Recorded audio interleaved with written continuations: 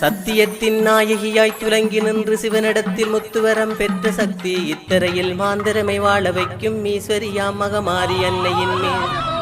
பக்தியுடன் அடியேன் நான் சிந்து பாட பார்வதியின் மைந்தனே திருநீல கண்டரையா சித்திதனை எமக்கு நல்கி நாவில் நின்று குருவருளும் திருவருளும் அருள் செய்தாயே.